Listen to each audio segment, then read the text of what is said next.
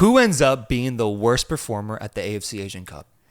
Who is it? Which country is it? It has to be India. It has to be. Because they didn't score a single goal.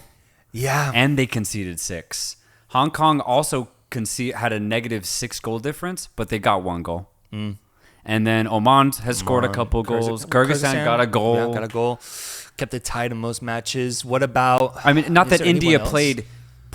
I would have said Malaysia, but they completely redeemed themselves. Yeah. Completely going 3-3 against South Korea.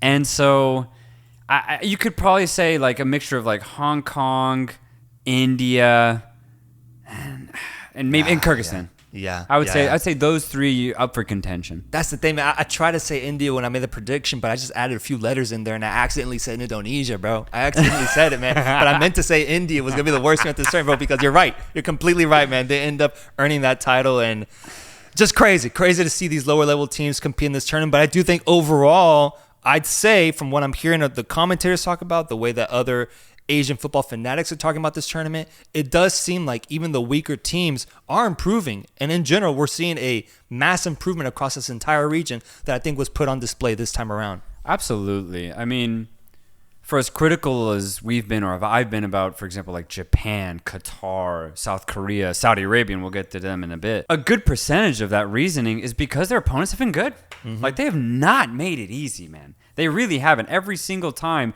that Korea, Japan, or Qatar had struggled, it wasn't because necessarily they were off. They were off, but it's because their opponents played up to their level and made it as hard as they could for those bigger teams to just have their way. So I definitely agree. I think the gap is getting smaller here in Asia, and it's just brilliant to see, bro. And it only makes the knockout stages that much more exciting, bro. Because we're going to have some bangers coming up. We're going to talk about that soon.